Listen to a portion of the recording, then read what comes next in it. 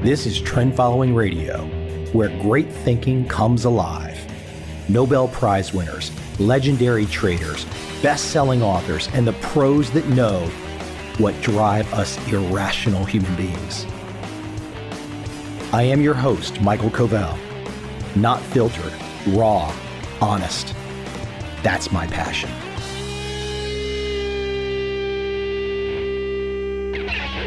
This podcast is a little bit of a change of pace for me. Maybe more than just a little bit of a change of pace. My guest today is Lisa Taddeo. She is an author. She's a journalist. And she has gone down an 8-year excursion, an 8-year journey to get at something near and dear to all of us: desire. She takes this journey through the lens of 3 different women. I won't get into the exact details of those women. That's for the book. But it's an open and honest perspective. Whether you are a woman looking at it through the female perspective or a male thinking about it through the male perspective. Every last one of us, from the time that we knew something about intimacy, relationships, sex, whatever, desire is the driver. It's damn more important for all of us than just about anything. And it would be hard to argue that desire is not the number one issue for us human beings.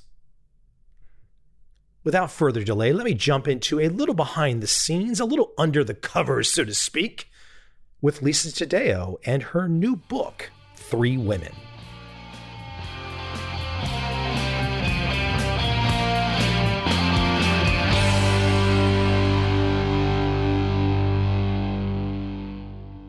You've got such an interesting topic to dive into. I just figured I'm going to take you on a journey and we're going to see where we go and just have an interesting chat about everything. You found yourself opening up, I don't know if the right phrase is can of worms, but as a male going through your work, I start to just, I guess the first thought that comes to mind is, what am I supposed to do with it? It's interesting. It's insightful. It's pretty amazing that you've pulled it together. But it's like, what do you want males to do with your work? The big question. In terms of what do I want anyone to do with it, I don't know that I've gone into many books looking to see what I was supposed to do with them, I guess. I think that there's a sort of, after you read or watch or experience anything, there's a residue, whether it's a good one or a bad one or a quiet one or a loud one. For me, as a writer and as a reader, I've never really expected much other than to see if whatever I've just imbibed is going to lay in my brain in a certain way and like come back in other surprising ways down the road. But in terms of specifically men, because I really enjoy talking to men about the book, because obviously a lot more women will engage about it. I'm always interested to hear what men do take from it. The one thing that I can say that's just anecdotal as opposed to broad is that one of the first male readers of my book said that prior to having read it, he didn't realize how indifference could be so wounding. And not necessarily that male indifference was wounding to the female heart, but that anyone who has the unequivocal power in a relationship, which usually one person always has some more power, and sometimes that shifts in the relationship, but in the beginning it usually starts out with one person having more power. So I think the notion of indifference is something that I guess I would hope men, I'm using men broadly to say heterosexual men, but really all people in a position of power, to realize that just not writing back to someone sometimes can be a haunting thing, because it's basically saying that you don't even see that they exist right now. It kind of opens up the karma thing, right? If you treat people in a certain way, and deep down when people are being indifferent, especially in a relationship, they know they're doing the wrong thing. They perhaps enjoy that they're keeping that other person hanging on or something. But karma, I do think, can rear its head, that if you behave that way, you got to be careful because it might turn around and bite you one day, huh? I think the bigger thing, and it's obviously different person to person and man to man, but a lot of the men I spoke to don't quite understand how what they're doing is affecting another human being. So I don't think it's so much like this complete and utter disregard. What I think is almost more difficult to stand for someone who loves someone else or lusts after someone else is the notion that that other person is not even thinking about you enough to sort of be annoyed that you're writing to them. It's kind of like a fly that you don't really need to swat. That's when, specifically with Lena, the housewife in Indiana, that's the thing that she just wanted him, Aiden, the high school lover that she was chasing after. She just wanted him to know. But if he just replied a word back, even if that word were no, about seeing her, and she would just have felt like somebody had received her text or her missive in the atmosphere. I'm sure that you know how many hours women, my friends and I, young women in general, have spent unpacking one text message. The indifference is the stunning thing that I don't think people understand when they're doing it so much. I'm thinking about what you've just said now in the context of a male. If I'm hypothetically on the other end and I don't respond, what is the typical guy or the typical situation thinking of? I guess generally men are probably thinking, if they're not interested, if I give an inch, maybe she's just going to keep contacting me. Perhaps the real issue is just to be more of a human and say, look, it's just not working, and be open about it. But I think men do the fallback position of silence, thinking it will go away. I completely understand that. And whereas that's its own level of grief making, I don't think that's not so much what I'm talking about, only because to use Aiden and Lena as example, she would text him, he wouldn't text back for a week or 2 weeks, and then he would be at a job site 4 hours away, and he would write, hey, what you into? Come down. So it's more about just like the teacher in Maddie's case dropped her when his wife found out of the blue, just, hey, we can never talk again. And then 3 months later, he's like, do you have Yahoo chat? That to me is what it is. It's not so much I'm done with this person. If I give them any more, if they talk to me, it's going to keep happening. I don't quite have the wherewithal to say, I don't want to see you anymore, which in itself feels like its own level of painful thing to do. I mean, my husband, for example, has done multiple versions of either not responding or saying that he's got to work through some stuff on his own. All of these sort of code words for, I don't want to see you anymore. Those things happen, and that's its own thing. I've also seen friends and other people not take the hint. There's a lot of things like that going on.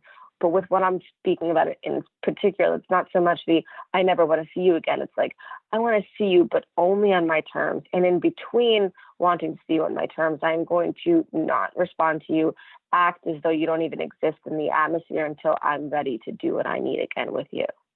Let me go big picture for a second before we start to just dive into too many crazy details. I want to unpack you a little bit. And please correct me if I've got this wrong in my research, because I want to share something that connects in a way. But I think there's a story, you as a youth, I want to say age 11 on a beach. Am I right? You are right. Why don't you explain that story? It's a little shocking if you read it in isolation. However, and what I will share with you after, I don't think it's really going to be shocking to any male if they really think about it. I was in Puerto Rico with my parents.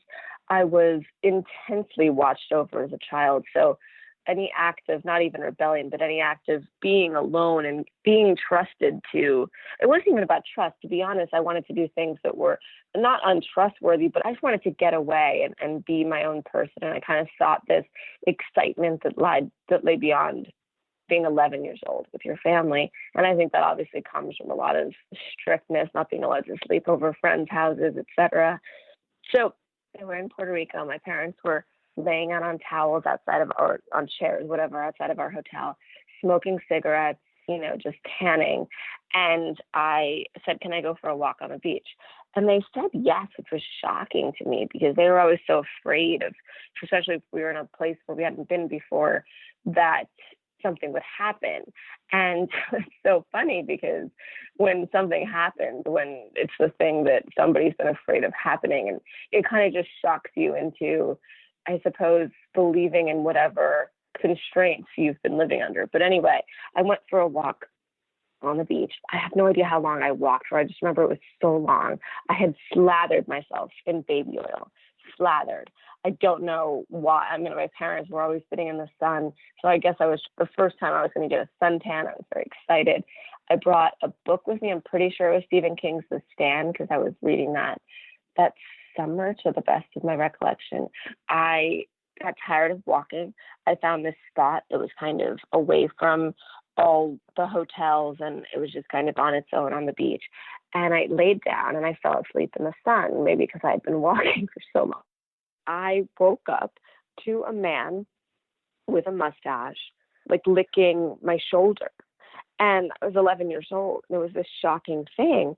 I looked up to him and he wasn't like afraid that I'd looked up. I remember I was wearing this black bikini with these little fluorescent butterflies.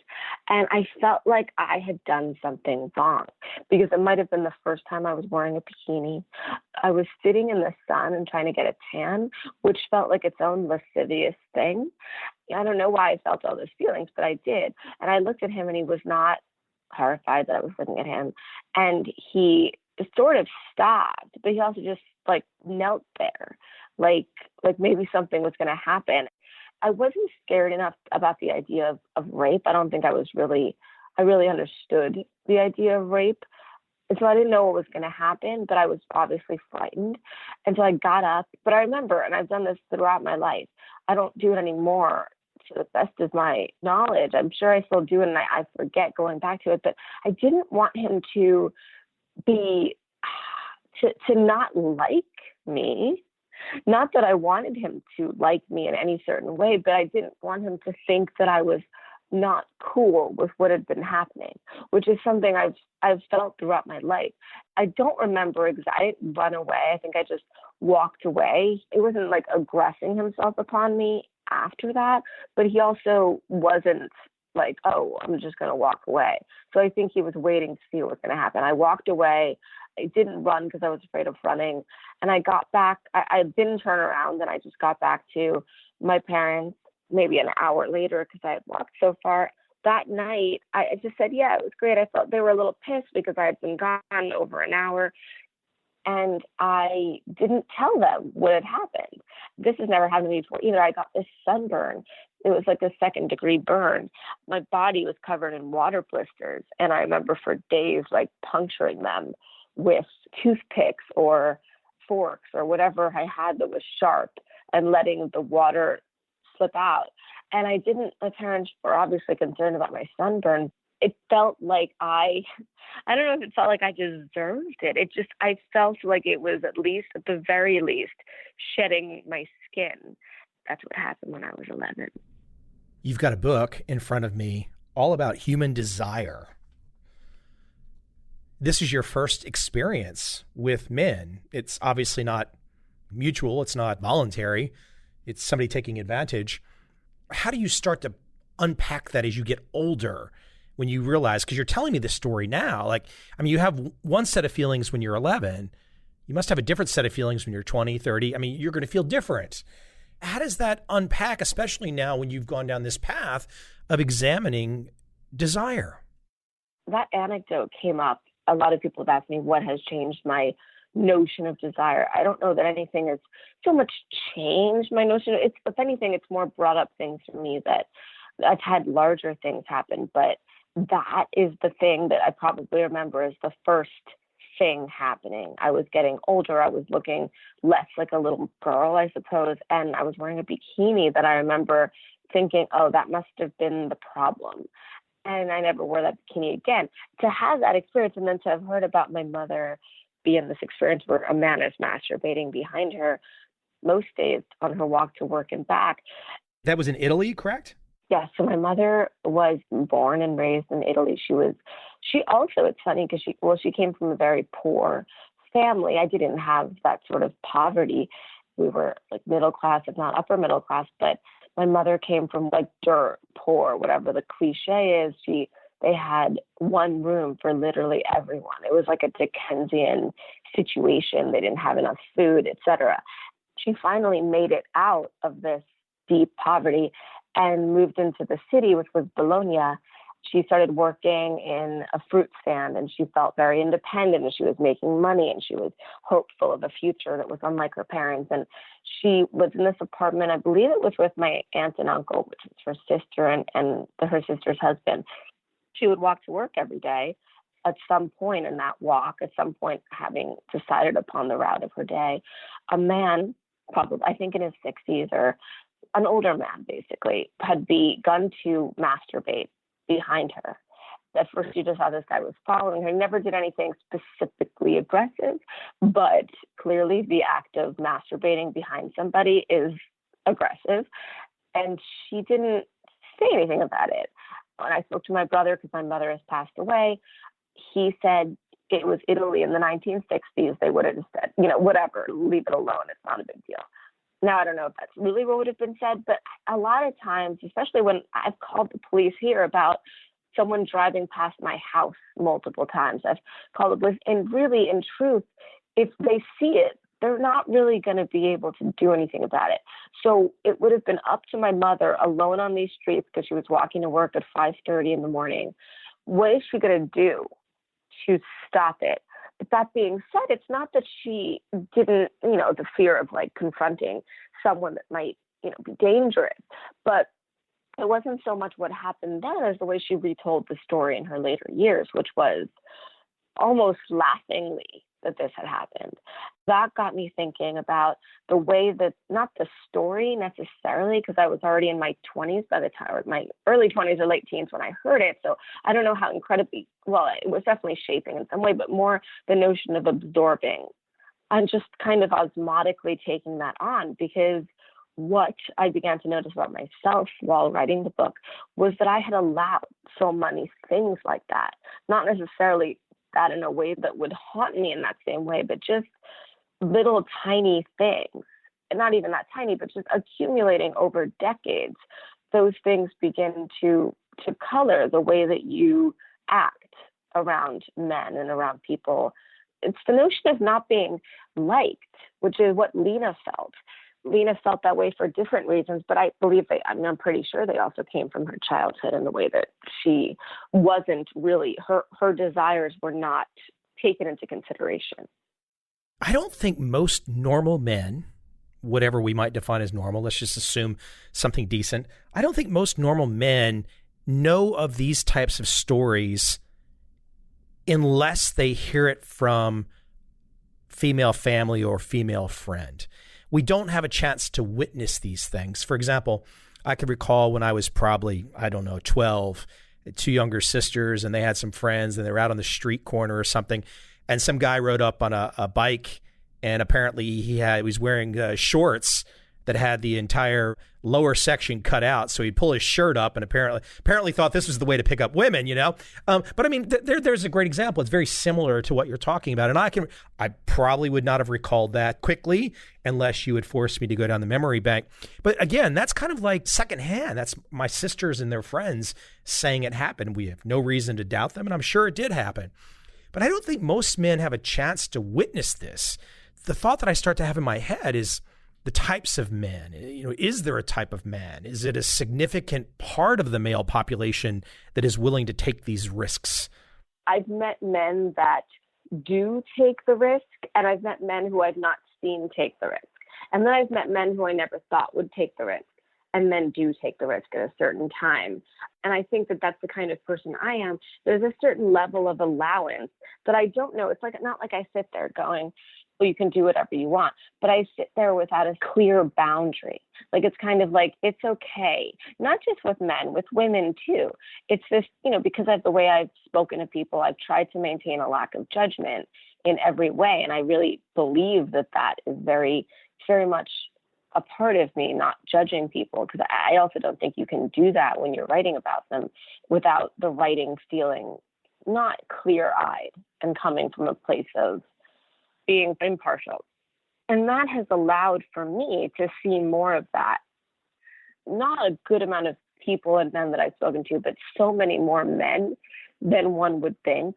And I, like you said, I don't know that they really know that they're doing it. It's more of a, what can I get away with based on what this or does this person want this? That there's a great deal of that.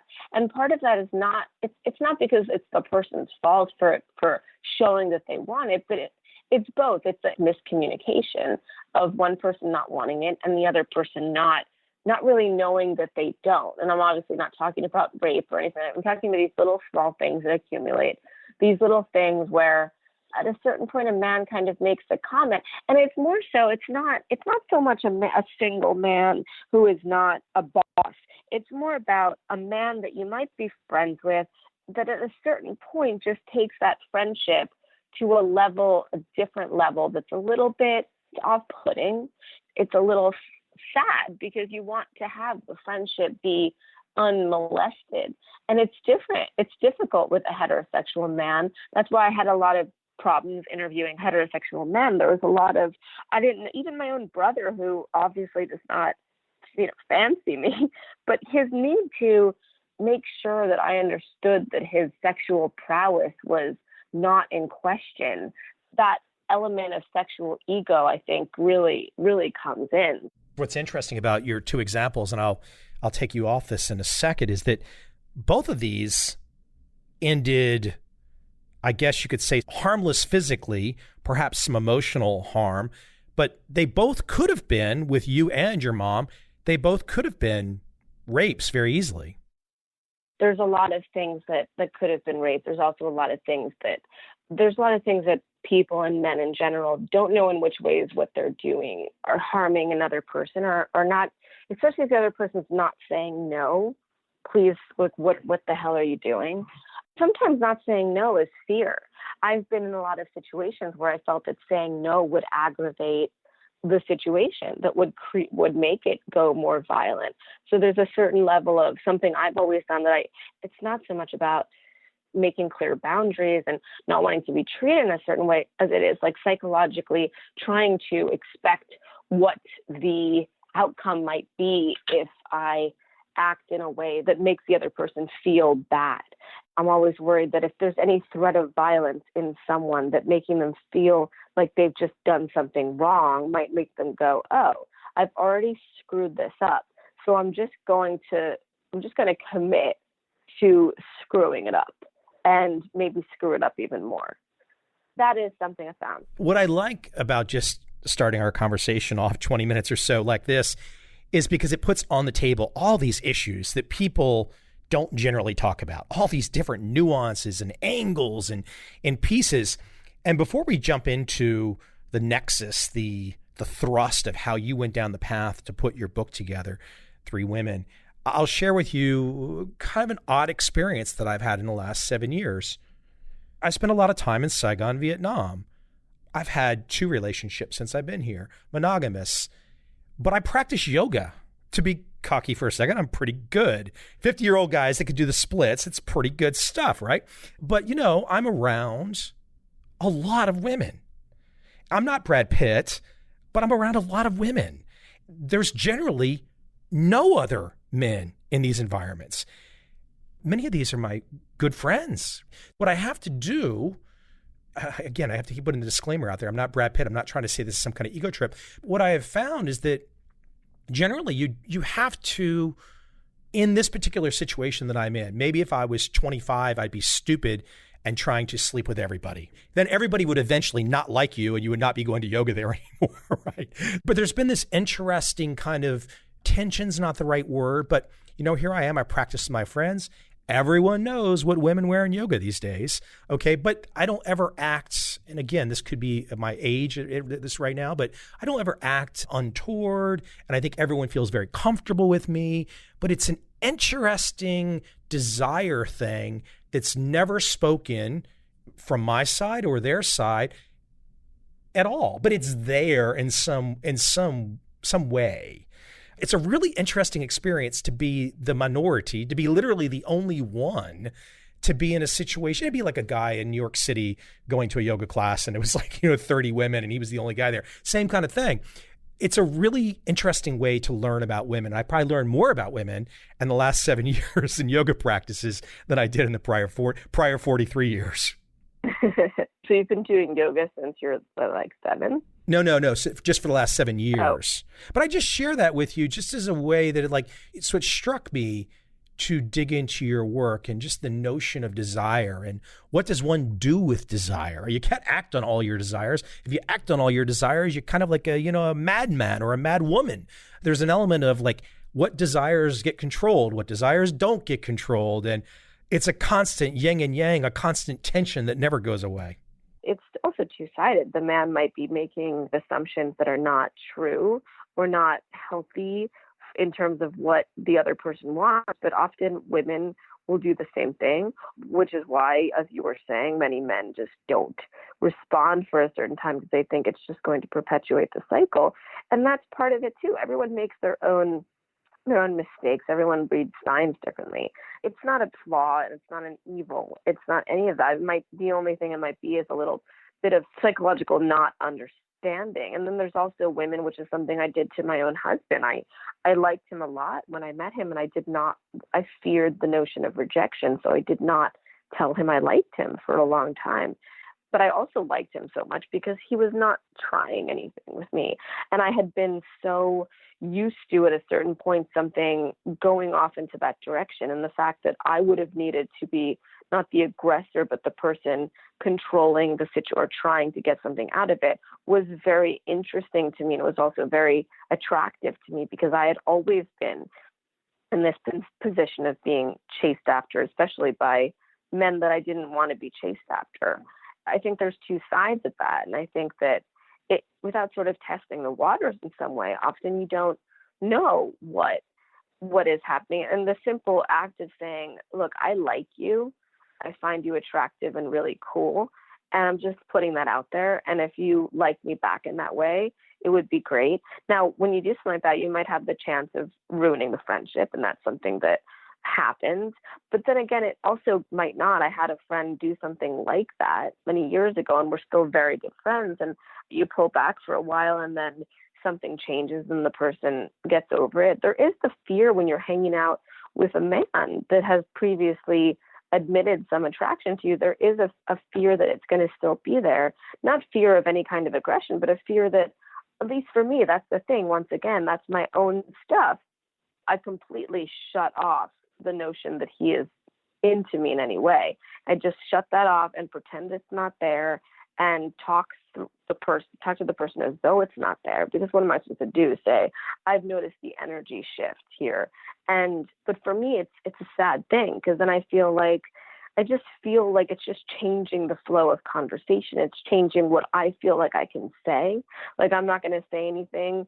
Not that I would say sexual things to someone I didn't like in that way, but just the notion of anything. Like the other day, I was cognizant of. I was telling a friend that I didn't really mean to say it, but I had bought like a 5-pack of underwear at this inexpensive discount store. They were so inexpensive. I was so excited because I was like, oh, I got this whole pack of underwear and they look great and I'm happy with them. And then they just all snapped off at a certain point and they just broke and fell like while I was walking around with them. And I told this friend that, and the second I was telling it, I saw that there was a shift. I didn't think there was anything particularly lascivious about that, but I realized in retrospect the idea of what I was saying was I could just tell that he was one, uncomfortable, and two, didn't know how to react to that. And it had nothing to do with him. It just had to do with the fact that I'm a heterosexual female and he's a heterosexual man. And how does that change the way we have to interact with one another? Let me add something there. With many of my yoga women friends, it's so platonic and it's many are like sisters. I can imagine if 1 or 2 or 3 or 4 or 5 or 6 of them said that to me, we would all laugh together and there would be no tension at all where I would all of a sudden look at them and think, ooh, ah. And it would just complete opposite of what you just said. And I'm not trying to say I'm all that. I'm just kind of like, when you get to a certain point, you can have that. But maybe some guys don't get to that point quick enough or fast enough, or they don't get to that point perhaps. It's also a point of where you are in your life. You know, if you're happy with who you're with, if you're happy in general, if you're not looking for that, there's all of that going on. You have to take into account, especially with women. I've found this with almost all of my friends, that if you're happy in your life, it's harder for you to not be happy for a friend. Whereas if you're not happy with your life, it's easier for you to be judgmental because you don't do it on purpose. You just don't know how to put that person's life in perspective in contrast to your own, and you don't know how to feel happy about someone else when all you're feeling is pain. And I think it's similar with a man like hearing that story. If they're bored in a relationship, if they're not being intimate with their partner, or their partner doesn't want to be intimate with them, then they might sort of seek every opportunity to relate to someone in a sexual level, not on purpose, but just naturally and organically. I think what's interesting about this conversation so far is we're not sitting here and saying, well, this is the definition of desire.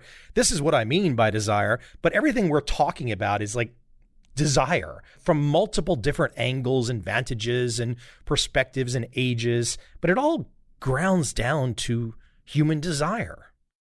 There's no one thing to say about it. And I've heard from people who've been like, well, what's the point? I don't think you can boil down desire. Esther Perel does a brilliant job of not generalizing in a negative way, but just with her history of the psychological understanding of female desire, has isolated a lot of things that we all do. But even then, a lot of those things don't take into account other people. And with my book, I wasn't really trying to say, oh, this is female desire. We run around men, or we take our cues from men. I think that's a lot of people, but I don't think it's really the men or the object of desire that is controlling the narrative so much as the woman or the person in that position chasing after something in themselves and not knowing how to get it. And perhaps the thing that they chase is this tangible human being that makes sense to go after and to chase in a way that makes it easier than going into your own brain and your own memory and dealing with all that and what it might have meant to what you do. If anything, when I look at your work, I look at this conversation, your book, it seems like it's just an effort to get people to talk, to share. How do you feel? How do I feel? Let's exchange. Because so much of what you have put into your work through these three women, these are things that no one talks about. That is exactly what the goal is. I think that there's so much room. As I've said this a couple of times, I think we're finally talking about what we don't want as a gender, but we're not really talking about what we do want, because I think it's harder to. Because I think if you talk about what you do want and you don't get it, there's more of a pain involved in that. Whereas if you talk about what you don't want, then especially now, everyone's okay with that. It's the preferred mode of, you can all jump on top of that. If a woman says, this man did this to me, whether or not it's a giant thing, the other person can say, oh, I'm sorry that happened to you. Whereas I am obsessed with this person. I'm chasing after them. We're having the most amazing sex. You say those things, and then another person will often blanch at that and either not want to hear about it because it makes them feel nervous about or haunted by things they've done, or there's a jealousy of that kind of passion being had. You know, there's a friend of mine who's in the middle of chasing, not chasing is the wrong word, but being very obsessed with what this man that she's into is going to do. And she feels the same way. She doesn't know how she feels sometimes. For the two of them, I don't think the one knows about what the other one feels, because one of them, the man, he's married and he's trying to hit until he met this woman. He was trying to work it out with my friend. There's something there that is exciting. And when she was telling me this story of waiting around and wondering what he means by dismissive, and perhaps he's wondering the same thing, there is something there that didn't make me jealous, but it made me remember all those feelings I had and how, in retrospect, and I talked to one of my friends, most of us are either married or in serious relationships, whereas in our early mid-20s, we weren't, and we were unpacking all these text messages and trying to figure out what this meant and what that meant. And now we talk about it, we're like, okay, we're secure in our relationships. We have a person that makes us feel good and safe.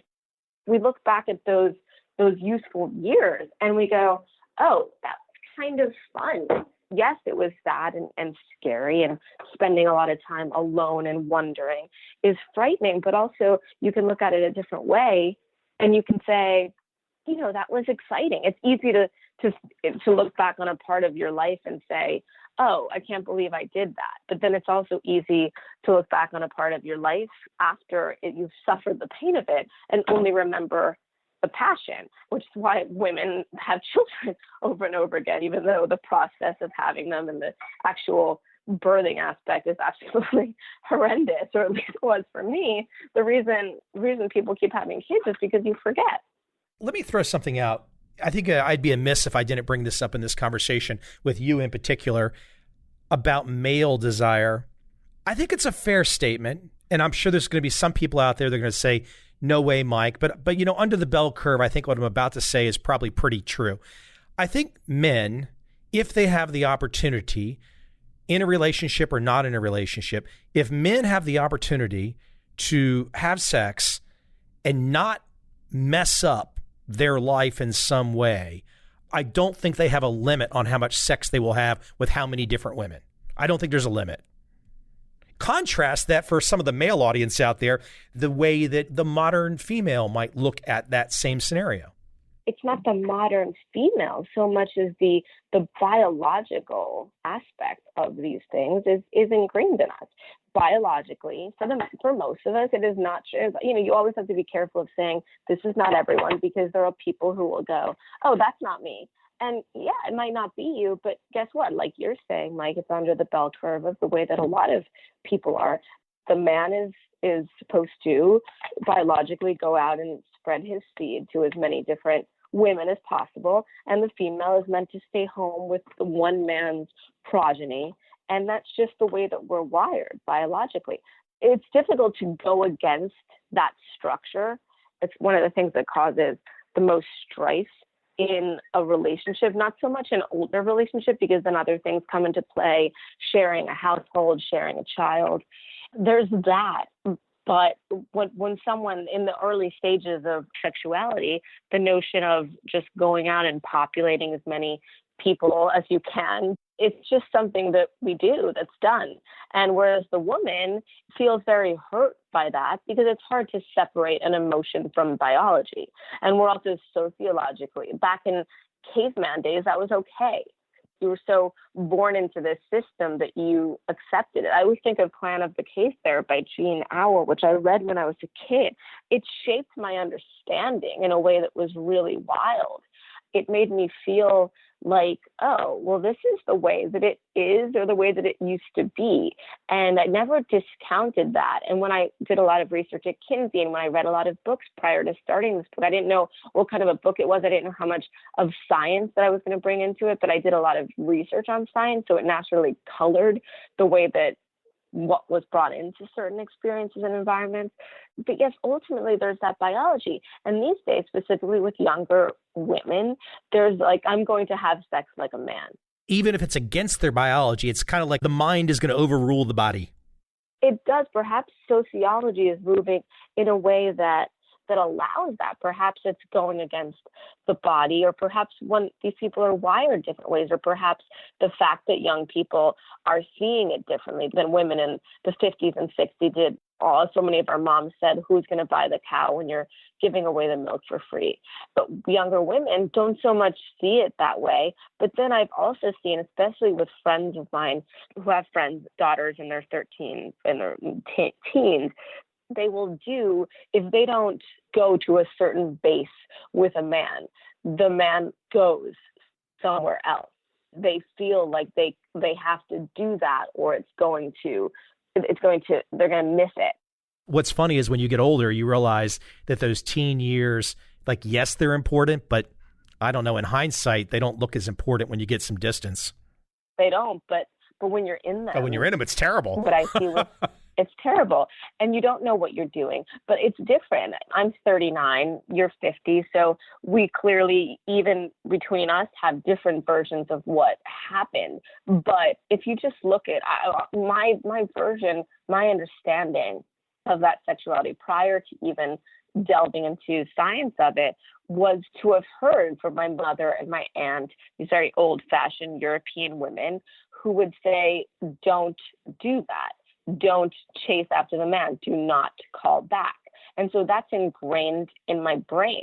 I don't know if that's old-fashioned or what, but what I've heard from a lot of friends with teen girls is that there's a lot of pain in doing that they present this front to their friends, and then they come home and they cry because if they don't perform for the man in some sexual manner, they will then be discounted as females, whereas there's still young women out there who don't have sex when they don't want to, or don't have sex until the man has committed to them in some way.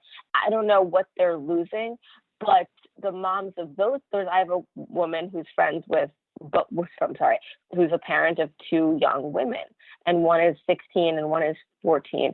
But the one who is 16 does not give in to those societal pressures, and the other one does.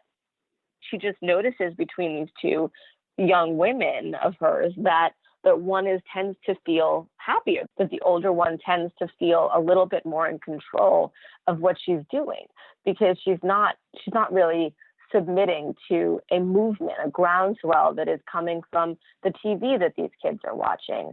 I mean, I still watch this stuff sometimes, like Bachelor in Paradise. It's all about, I don't know if you're familiar with that. Do you know The Bachelor? Yeah. I mean, I've watched. They have versions of that all around the world these days now, by the way. Okay, I'm sure. Yes. They have this, what is it called, Love Island out of the UK that's just sweeping the nation. You watch those things as young people and you go, oh, well, this woman slept with Johnny in cabin 6, and then Johnny and her, she was then a part of the sexual landscape. And those who don't, in those environments where sex is this fluid arrangement that is obvious, it's a given. Let me contrast something with you just to share. I give you props on the PR. You have been an absolute masterclass on book PR. That could be a whole different conversation, the path that you've gone down. Congratulations on that. As I mentioned from the top, being in a Southeast Asian country, to watch an entirely different culture. I mean, look, women want to look good and they want to dress nice. And again, I mentioned yoga clothes. Lululemon is the number one thing that any lady can put on their physique and then look like $1 million. What's really interesting that I've found here is that virginity, I've been here long enough to know to have these conversations, and it's pretty dang normal for extremely attractive women to have not lost their virginity still in their late 20s, or if they did lose their virginity, it was in their early to mid 20s.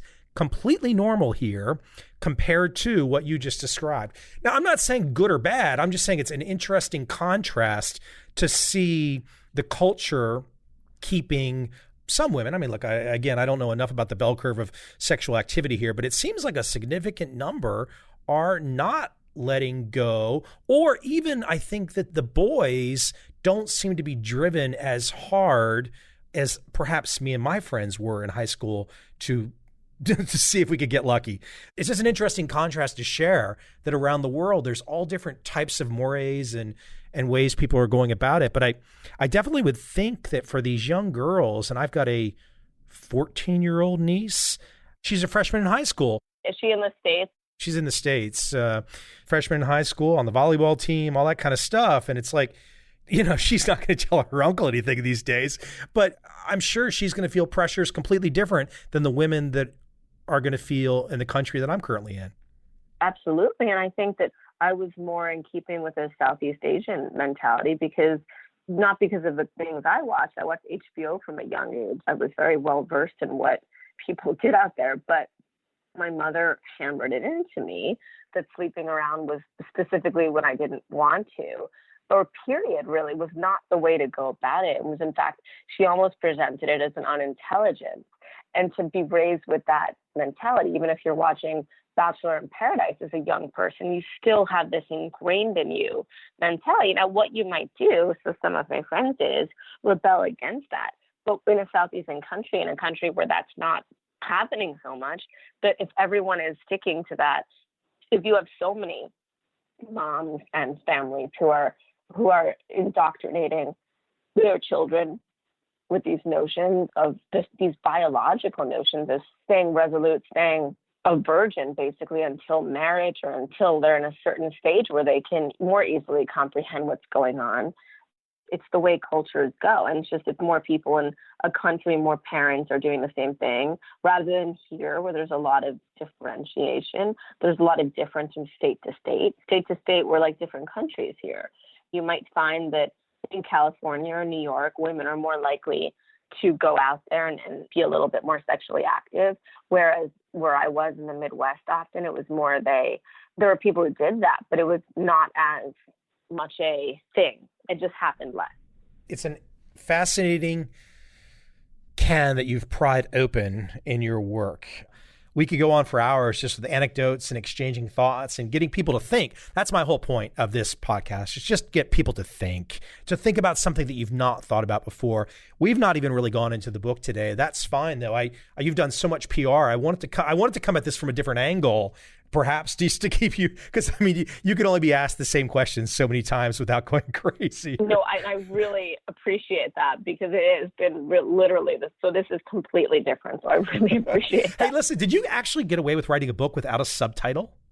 Yes. It's so funny. I didn't want one and neither did my editor. And so we were in concert with that. There was talk of it. I think my agent said, you need a subtitle because that's something that, what is the book about? You see the book on a stand, you're like, 3 women. Is it a novel? Is it a non? That's why a lot of people have asked if it's fiction because you go into it. If you don't read the author's note, which says the work of fiction. It feels like fiction. And a lot of people have said, and it's because I've asked those women the same questions multiple times. I lived amongst them. I knew them in a way that might be bigger than you would know your own best friend, because when you have a best friend, you talk about one another.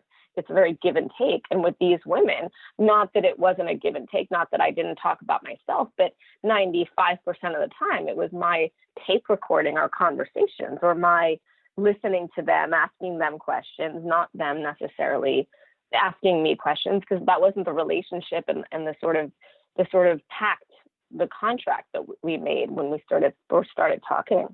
I understand the fictional aspect, and there's also, because just to go back to the subtitle thing, it does not say a study of female desire across the country. I think there's a reason why everybody always wants to use subtitles, but I also think that just in terms of letting people figure, I don't want to say it's a study of female. It's not a study of female desire. It's a study of these 3 specific women's desires. And so to say that on the cover of a book is kind of reductive. It's like, just read the book and see what it makes you feel and what it looks like when you look into someone else's brain and really see it and not just pass your own judgment. That's your point. I mean, that's what you've done. You've taken 3 very distinct situations, 3 very distinct women, and you have woven through their world and now brought what's going on in their inner mind out onto the pages. And whether or not one thinks they're interested or not, for all of us, it's a great way to kind of get educated on desire, to think about it, to talk about it, to open it up and unpack it some. I mean, it's never going to get completely understood, but at least I give you props for jumping in with both feet and going a creative way down the path. Thank you. I did jump in with all my feet. Well, the book, 3 Women, is there a website, Lisa, you would like people to go to? Yes, 3womenbook.com. 3womenbook.com. Easy enough. I appreciate you coming on today. Thank you, Michael. I appreciate you for having me, and I appreciate for it coming in from Southeast Asia, where I've always wanted to venture. And so thank you for bringing me there.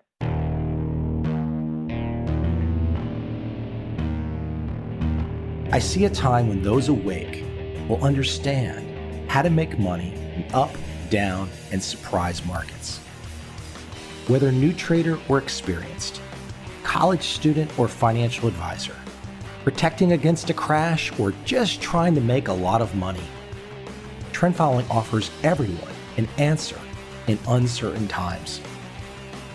To get started immediately, send me an email, michael@covel.com. I will send you the right trend following steps to take along with my free video. But if you want to buy and hold, trust the government and trust Wall Street, this is absolutely not for you.